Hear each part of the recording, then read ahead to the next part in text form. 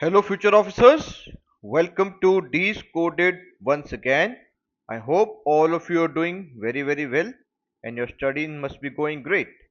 Only few days are left for the UPSC Civil Services Prelims examination.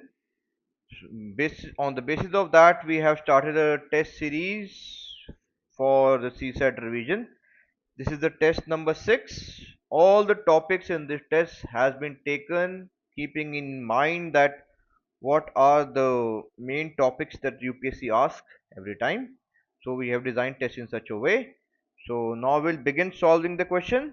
Okay, the first question is like, this is test number 6, and the first question is like, there is a number x is equal to 73 into 79 into 81. When x is divided by 11, then remainder is, so we are given that 73 into 79 into 81 into divided by 11. So what you can do is, whenever you are given a question like that, you can find the individual remainders first. For example, when you divide 73 by 11, what is the individual remainder? uh, 11 6 are 66, so remainder left would be 7. Similarly for 79, 11 7 is 77, remainder left would be 2. And for 11 into 7 is 77, remainder left would be 4 by 11. Now you can multiply all those number together. This is 4 7 20, 4 2s are 8 and 7. 7 is a 56 by 11, and 11 5s is 55. So remainder left is, you can cut it down by 5, and remainder left is your 1. Okay, so answer is 1A. Next question is 16 to the power 5 plus 2 to the power 15 is divided by 33, and what is remainder? देखिए, while if you look at this question, you will find that it looks very difficult, but it is not difficult. Difficult है ही नहीं ये. देखिए, what you can do is, आप जो ये 16 दिया है यहाँ पर, इसको आप लिख सकते हो 2 to the power 4, और यहाँ 5 आ जाएगा, प्लस 2 to the power 15 तो दिया ही हुआ है, divided by 33. Now you can further write it down as 2 to the power 20, 4 into 5 20, plus 2 by 15 upon 33. Now you can take common, 2 to the power 15 को common निकाल सकते हो. आपके पास बचेगा यहाँ 2 to the power 5 plus 1 upon 33. Now 2 to the power 15. Now you can write 2 to the power 5 as 32. Okay, plus 1 by 33. So this becomes 2 to the power 15 upon 33 by 33. So this gets cancelled. It gets clearly cancelled. So here remainder left would be 0, because it is completely divisible. So remainder here would be 0. Now you see, this question is so easy, but it was looking at it, it's very difficult. So next question लेते हैं. There exists a number p such that p is equal to 1 plus q. Okay, p you are given as 1 plus q. Okay, where q is a product of 4 consecutive positive integer. Okay, q जो है वो product है 4 positive consecutive integers का. मतलब है consecutive मतलब एक के बाद एक, जैसे कि 2 into 3 into 4 into 5. Okay, this is your consecutive thing, कि एक के बाद एक आ रहा है. तो आप इसी को देख के चेक कर लो. 3 इंटू 2 6, 4 इंटू 5 इज 20, तो 20 into 6 is your 120. Okay, now this is your q. Okay, so p is equal to your 1 plus q. So q is your 120, which is an even number because it is divisible by 2, and your 1 is an odd number. So next, the first, can consider the following statement. हमें बताना है कितनी statement इसमें से correct हैं. Okay, p can be an odd number. Okay, let's see. p is equal to 1 plus q. Now 121, 120 plus 1, so this is even and this is odd. So odd plus even is your odd number. Okay, so this is your correct. So p can be an odd number. This is correct. P is not a multiple of 3. Now p, what is p? P is equal to 1 plus 120. So your p is 121, and which is not a multiple of 3, so this can also be taken. P can be a perfect square. Now p is your 121, and we can write it down as 11 into 11, which is a perfect square, so this is also correct. So all the three statements are correct, so answer is your C. Okay, now we'll move on to next question. There exists a number x, and x factorial has 23 zeros, what is the maximum possible value of x? ठीक है, possible value पूछ रहा है वो, ठीक है, ये नहीं कि एग्जैक्ट वैल्यू ही पूछेगा कि x क्या हो सकता है. Okay, so we have learned that whenever something like factorial is given to us, so we can write it down as 100 into 99 up till 1. Okay, so to find number of zeros, to make a zero, for example, to make a zero we need to make a 10. So to make a 10 we need a 5 and a 2, isn't it? So if we'll start to write number from for example, ये जैसे यहाँ भी लिखा है, अगर आप इस factorial को एक्सपैंड करोगे तो इसमें ही आएगा ना 100 into 99 into dash dash dash dash dash, फिर ये आपका आ जाएगा आगे. देखिए इसको दोबारा से लिख सकते हैं, अगर आप 100 फैक्टोरियल को लिखोगे ऐसे तो सकते हो 100 into 99 into 98 and you can write and 5 into 4 into 3 into 2 into 1. और यहाँ वाले को लिख सकते हो 2 इंटू 2. सो 5 से ज्यादा 2 आ रहे हैं, मतलब 2 एक पहले से भी आ रहा है, जिससे पहले 5 आना शुरू होता है उससे पहले एक 2 आ रहा है. So number of zeros would be the number of 5 and 2, और जो भी इन दोनों में से कम होगा उतने ही जीरो होंगे. तो इसमें हम क्लियरली कह सकते हैं कि नंबर ऑफ 5 जो है वो कम होंगे, इसलिए हम 5 से डिवाइड करके ही देखते हैं, और जो क्वेश्चन आते जाता है उसको फिर से डिवाइड करते जाते हैं until and unless we get a number which is less than 5. तो 100 फैक्टोरियल को के अंदर कितने जीरो होंगे चेक करते हैं. 100 divided by 5, this is your 20.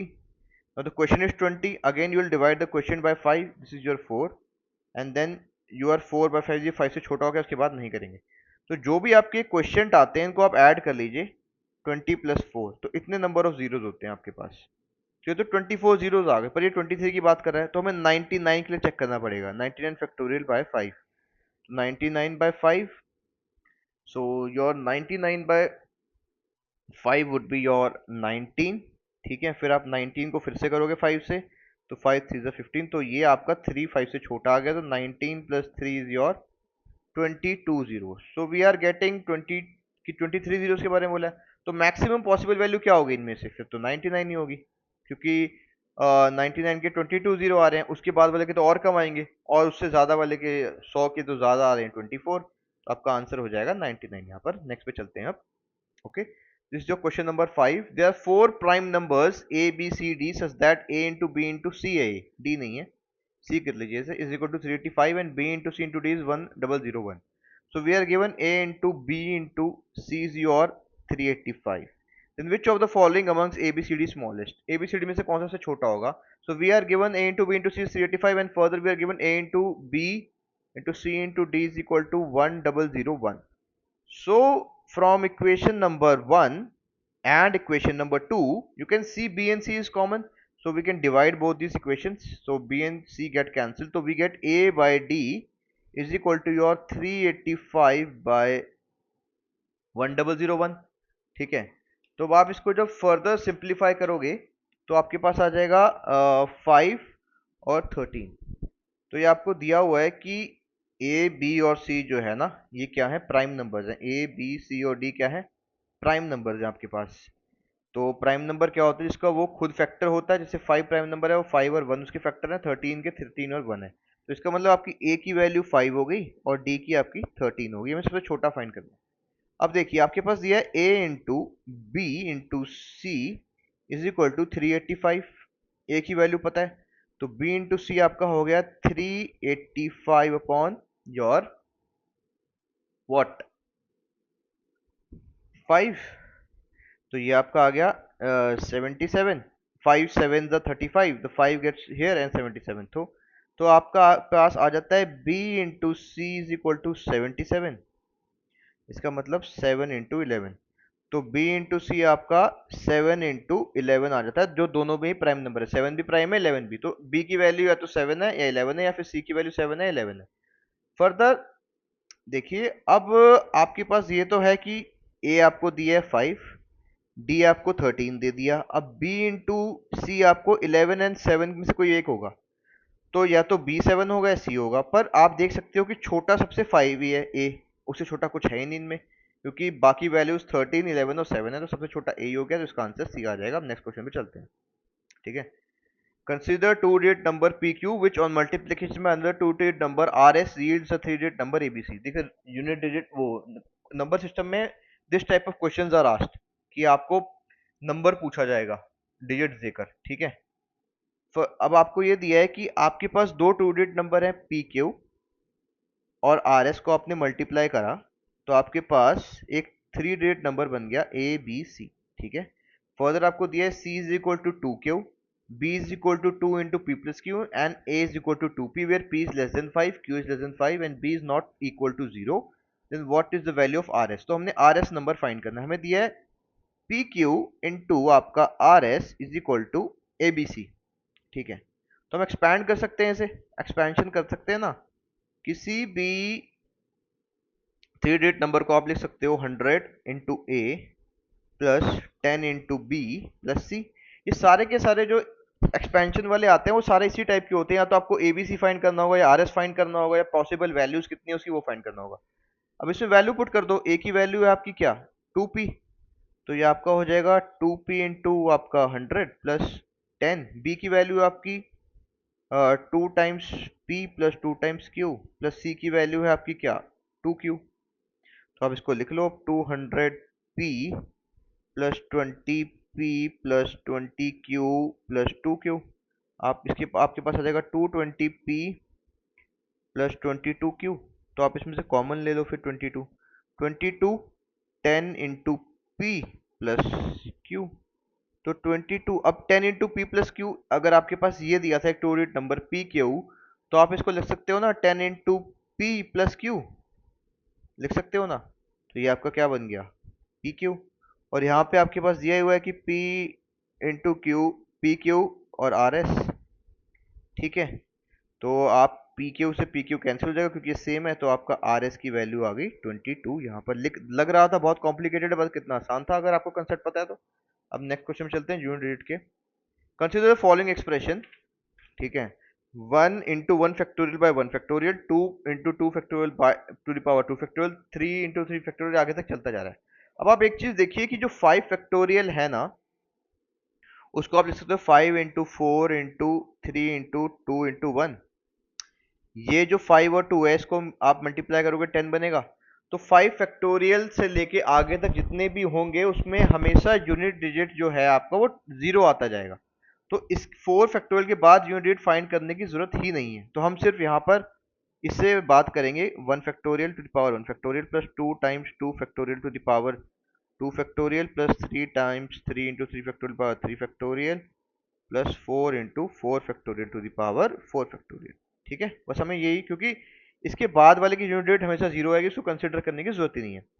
तो यहाँ आप लिख सकते हो 1 फैक्टोरियल तो 1 हो जाएगा, प्लस 2 इंटू 2 फैक्टोरियल क्या हो जाएगा 2, 2 factorial 2 plus 3 into 3 factorial 3 into 2, और ये 3 इंटू 2, 4 इंटू 4 फैक्टोरियल जाएगा 4 इंटू 3 इंटू 2 इंटू 1 अपॉन ये सेम टाइम सेम चीज ऊपर भी आ जाएगी, ठीक है। तो ये आ जाएगा 1 प्लस 2 इंटू आपका 2 टू ज़ा 4 प्लस 3 इंटू आपका 6 to the power 6 plus 4 into आपका 24 टू दी पावर 24। अब देखो जब हमें यूनिट डिजिट चाहिए होती है तो हमें यहाँ लास्ट के नंबर से मतलब है। अब आप जानते हो कि ये तो आपका डायरेक्टली 4 इंटू 2 8 हो जाएगा, 1 प्लस 8 हो जाएगा यहाँ पर, प्लस 3 इंटू, अब अगर 6 के ऊपर कोई भी पावर है, 6 के ऊपर कोई भी पावर है, जैसे यहाँ 6 के पावर 6 है, 6 के ऊपर कोई भी पावर है तो उसका यूनिट डिजिट क्या आता है हमेशा 6, तो यहाँ 6 आ जाएगा सीधा। अब देखिए यहाँ पे हमें 4 से मतलब है, तो यहाँ 4 के ऊपर देखो, अगर 4 के ऊपर एक n की जो पावर है ना, अगर जो 4 के ऊपर कोई भी पावर है, अगर वो पावर इवन है, तो आपका यूनिट डिजिट क्या आता है हमेशा, क्या आता है यूनिट डिजिट आपका 6 आता है, ठीक है। तो आपको 4 से मतलब था यहाँ पर, तो यूनिट डिजिट इसका 6 आएगा। तो ये आपके पास आएगा 9 प्लस 18 प्लस 4 इंटू 6, ठीक है। तो ये आपके पास आएगा 9 प्लस 18 प्लस 24। हम यहाँ 9 और इससे मतलब है, तो ये आपका 9 और 8 हो जाएगा 16, ठीक है। और ये आपका 24 था। तो अब देखिए 9 प्लस 8 आपका क्या हो जाएगा 17, सॉरी 16 कह रहा हूँ मैं। तो अब यूनिट डिजिट से मतलब है हमें, तो पीछे के नंबर्स को चेक करेंगे बस, बाकियों के हमसे हमें कोई लेना देना नहीं है बाकी से। तो ये आपका 9 प्लस 8 आपका क्या आ जाएगा, ये आपका 9 और 8 आ जाएगा क्या, ये आपका 9 और 8 आ जाएगा यहाँ पर 17, और ये पीछे वाला आपका 4 आ जाएगा, तो ये आपका बन जाएगा 21। तो जो रेट 1 आ जाती है यहाँ पर, तो इसका आंसर आपका 1 हो जाएगा यहाँ। अब आगे चलते हैं नेक्स्ट क्वेश्चन पे। ठीक है, क्वेश्चन नंबर जो है आपका 7। ठीक है, let's go for question number 7। ये थोड़ा सा कॉम्प्लिकेटेड क्वेश्चन है, इसको ध्यान से करना होगा। A container has 40 litres of milk, 40 litre milk है। 4 liter of milk is sold from it and is replaced by water. This process is repeated 3 times. Then what is the nearest value of liters of quantity of milk left in the container? मतलब ये कह रहे हैं आपके पास एक container में milk था 40 litre, आपने उसमें से 4 लीटर मिल्क को निकाल के बेचा और पानी ऐड कर दिया और आपने इस प्रोसेस को 3 बारी किया। तो पहली बारी प्रोसेस के बारे में बात करते हैं कि 40 लीटर्स था, आपने से इसमें से -4 किया तो आपके पास 36 लीटर ऑफ मिल्क बच गया। ठीक है, तो अब आपने क्या किया कि 36 लीटर ऑफ मिल्क में आपने ऐड कर दिया 4 लीटर ऑफ वाटर। तो इसमें मिल्क और वाटर का रेशो आ जाएगा ये 4 9 ज़ा 36 और आपका 4 1 ज़ा 4। तो इसमें मिल्क इस टू वाटर का रेशो है 4:1। अब आगे की बात करते हैं सेकंड में। अब आप क्या करोगे कि ये जो 40 लीटर आपके पास अभी मिक्सचर है, इसमें से आपने फिर 4 लीटर निकाला। ठीक है, 4 लीटर विड्रॉ किया, तो जो आप ये 4 लीटर विड्रॉ करोगे इसके अंदर से अब, ठीक है, तो इसके अंदर आपका मिल्क कितना हो जाएगा? मिल्क होगा, मतलब ये जो 4 लीटर मिक्सचर आपने ड्रॉ किया इसमें वाटर, सॉरी मिल्क इस टू, ये मिल्क है ये वाटर है, तो इसमें मिल्क इस टू वाटर आपका रेशियो आपका क्या है? एक मिनट, 4 लीटर जो आपने ड्रॉ किया अब इस 40 लीटर में से फिर से, तो इसमें से आपका मिल्क इस टू वाटर का रेशियो 9:1 है। तो जो आपने 4 लीटर बाहर निकाला फिर से, इसमें आपका मिल्क आ जाएगा 4 9 36 3.6 लीटर और आपका 0.4 लीटर आ जाएगा क्या? वाटर। ठीक है, तो आपका मिल्क जो लेफ्ट हो गया वो होगा आपका 36 लीटर माइनस 3.6 लीटर। ठीक है, समझ रहे हैं आप? तो ये आपके पास आ जाएगा 32.6 लीटर ऑफ मिल्क बच गया। ठीक है, और वाटर जो था वो कितना था इसमें? 4 लीटर पहले से, उसमें से 0.4 लीटर आपका वाटर बाहर निकल गया, तो आपके पास आ गया 3.6 लीटर ऑफ वाटर। और अब आपने इसमें 4 लीटर वाटर ऐड कर दिया, तो हमारे पास जो टोटल मिक्सचर है उसमें 32.6 लीटर तो क्या है? मिल्क है अब, और 3.6 में 4 ऐड करोगे तो 7.6 लीटर ऑफ वाटर है। तो अगर आप मिल्क इस टू वाटर का रेशियो निकालोगे तो वो आपका आएगा 81:19, जो कि है 3.26 इस टू 7.6। ठीक है, अब आप ये प्रोसेस को तीसरी बार रिपीट कर रहे हो यहाँ पर, तीसरी बार, कि जो भी 40 लीटर आपका मिक्सचर था जिसके अंदर आपका 32.6 लीटर तो क्या था? मिल्क, और वाटर था आपका 7.6 लीटर। अब आपने इसमें से फिर से 4 लीटर निकाला, तो जो आप इसमें से 4 लीटर ये माइनस करोगे, इसके अंदर आपको जो मिल्क होगा वो कितना निकल जाएगा बाहर? वो निकलेगा आपका 81, क्योंकि रेशो में इतना है, इंटू 4, तो ये आ जाएगा आपका 81 को 4 से करोगे 81 इंटू 4, 4 1 ज़ा 4, 4 इधर 32, तो 3.24 लीटर तो आपका मिल्क बाहर आ जाएगा। ठीक है, 3.42 लीटर मिल्क बाहर आ जाएगा, निकल जाएगा। तो आपके पास मिल्क पहले था 32.6 लीटर, उसमें से आपका रिड्यूस हो गया 3.24 लीटर ऑफ मिल्क, तो आप माइनस कर लो, वो आपका आंसर आ जाएगा। ये 6 का 5 बन जाएगा यहाँ, ये आपका 10 का 6 और ये 3, और ये आपका बन जाएगा 2, ये 12 माइनस 3 इज 9 और 2, 29.3 लीटर ऑफ मिल्क बच जाएगा।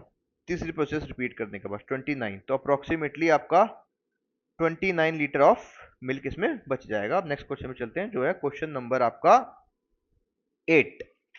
ठीक है, क्वेश्चन नंबर 8 की बात करो। A sugar mill owner encounters a 25% increase in price of sugar cane due to inflation and drought. Due to this he procures 20 kg less sugar cane for rupees, ठीक है, for rupees 400। What was the price of sugar cane in rupees per kg before the scenario? देखिए, पहले समझ लीजिए ये जब inflation नहीं हुई तो x kg of sugar cane खरीदता था कितने का?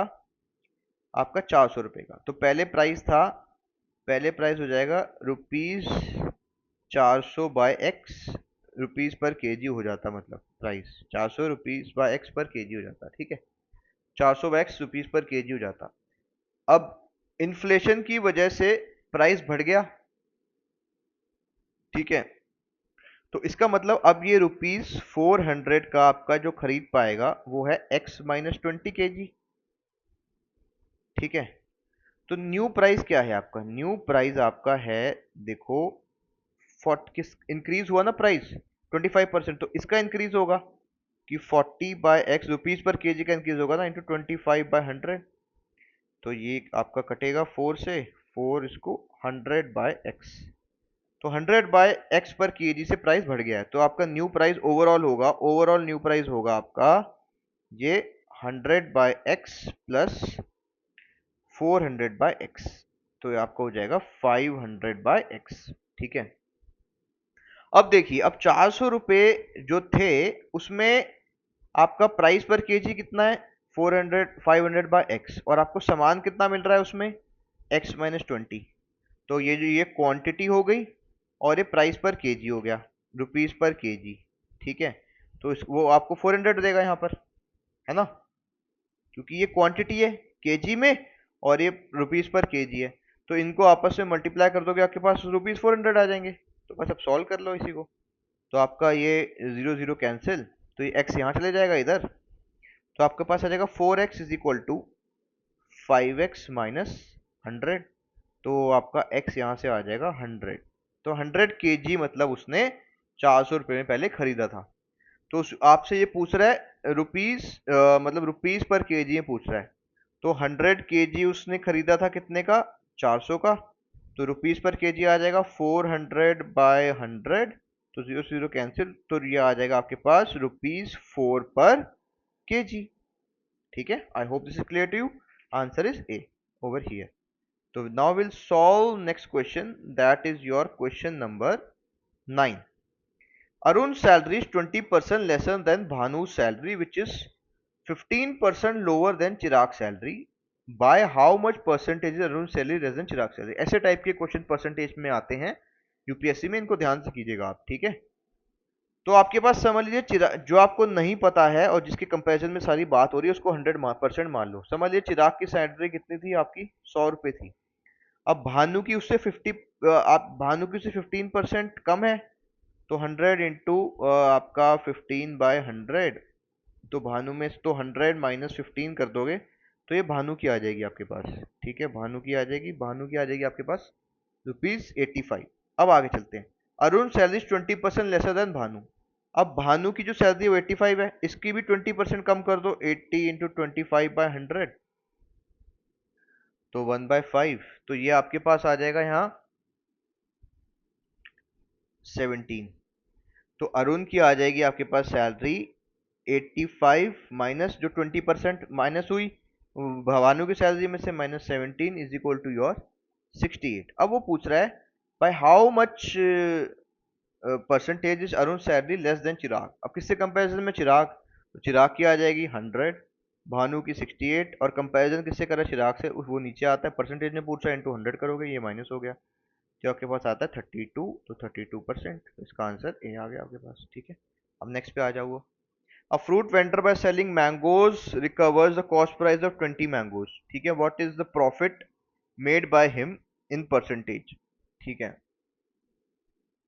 अब देखो ये बड़ा आसान क्वेश्चन है, इसमें इसने क्या किया कि ये सिर्फ 15 आम बेचता है, 15 मैंगो बेचता है और 20 की कॉस्ट रिकवर कर लेता है, तो इसका मतलब इसको प्रॉफिट कितने का हो गया आपका, 5 मैंगोज का प्रॉफिट हो गया ना, और किसके ऊपर हुआ, 15 मैंगोज पे, क्योंकि बेचे ही 15 उसने, ठीक है।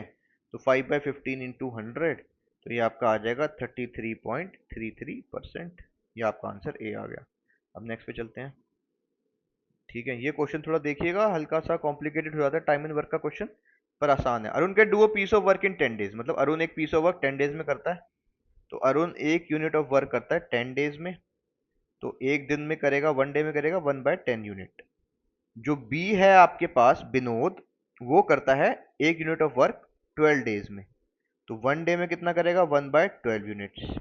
अगर ये दोनों मिलके काम कर रहे हैं तो एक दिन में ये करेंगे 1/10 प्लस 1/12 यूनिट्स, तो ये ओवरऑल कर देंगे, यहाँ आपका एलसीएम आएगा 60, ये आपका 5 और ये 6, तो आपका आ जाएगा ये 11/60। तो एक दिन में 11/60 यूनिट ऑफ वर्क करेंगे।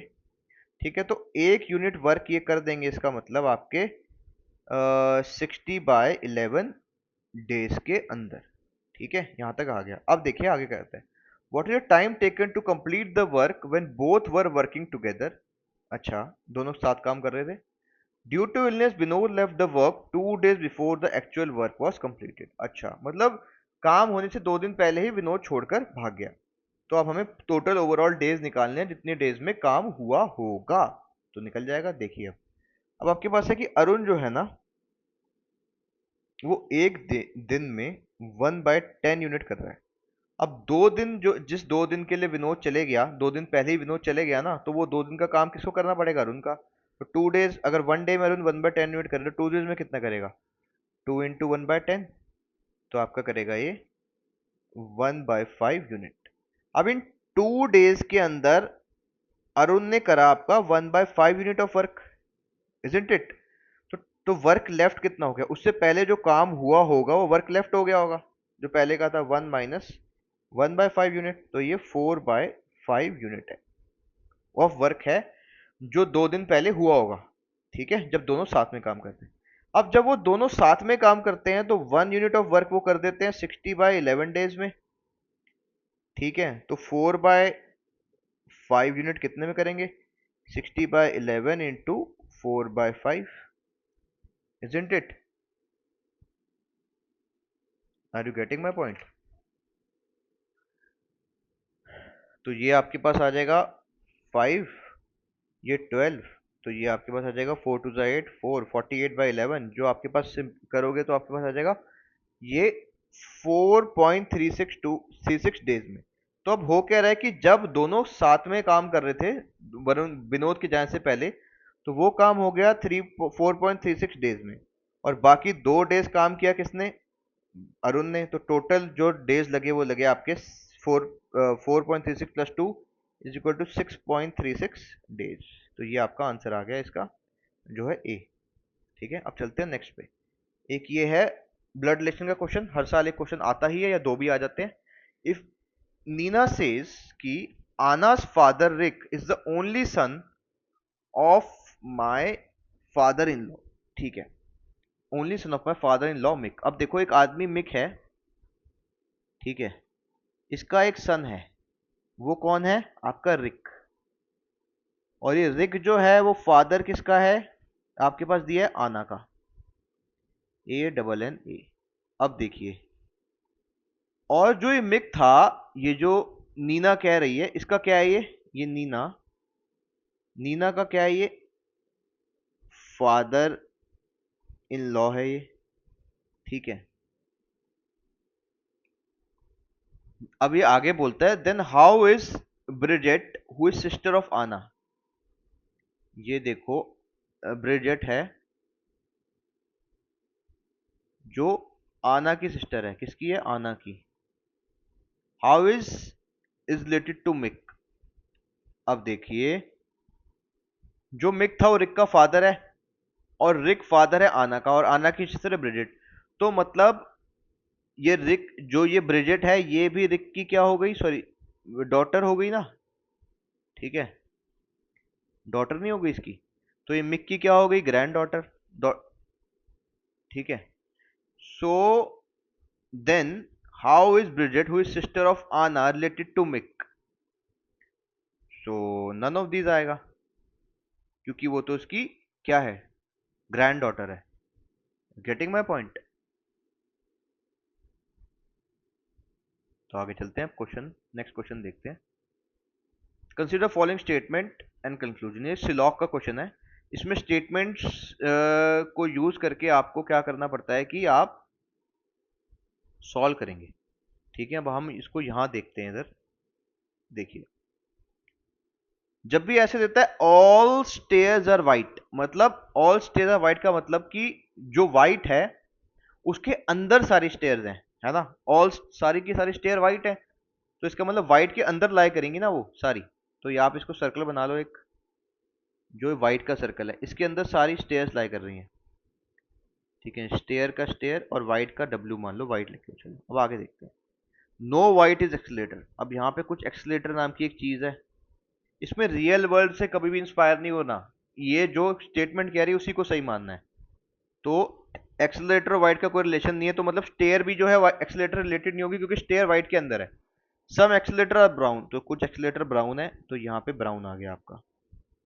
सम वाइट आर ब्लैक, कुछ वाइट ब्लैक है, तो ये ब्लैक आ गया आपका। ठीक है, अब आगे चलते हैं कंक्लूजन पे।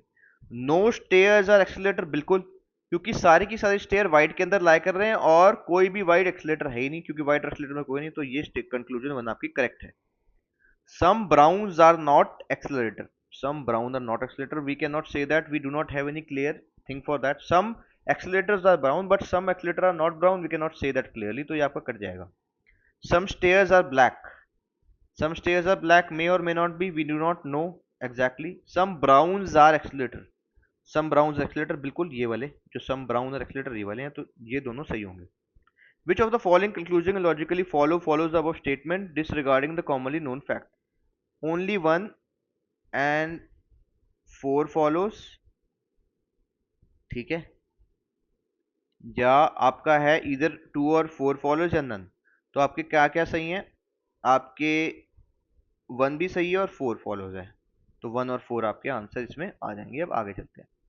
Consider the following series. देखिए अब होता क्या है कि हर बार एक सीरीज का ऐसा क्वेश्चन दे ही रहा है वो, और सीक्वेंस सीरीज के 4-4 क्वेश्चन देता है, तो इसलिए ये क्वेश्चन मैं हर एक उसमें ले रहा हूँ, और एक सीरीज का क्वेश्चन सीक्वेंस का भी ले रहे हैं हर एक में। तो अब ये वाली सीरीज के करने से पहले आप क्या करो, एक छोटी चीज की करा करो, हमेशा इसको लिख लो पहले।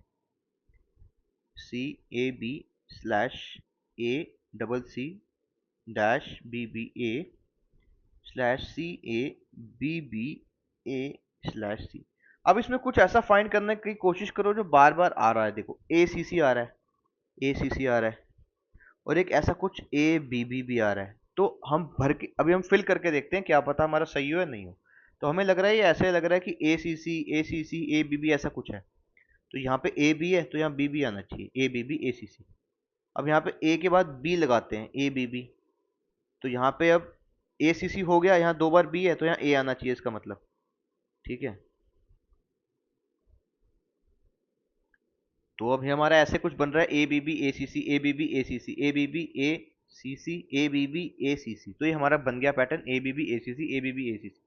तो आपने भरा क्या क्या, बी भरा एक, तो फिर आपने दूसरा जो फिलअप किया है वो है आपका बी, फिर आपने फिल किया ए को यहाँ पर, फिर आपने फिल किया सी को यहाँ पर, फिर आपने फिर से फिल किया सी को यहाँ पर। तो आपके पास है B b a c c, तो आपका इसका आंसर है ये वाला ए। ठीक है, हम नेक्स्ट पे चलते हैं।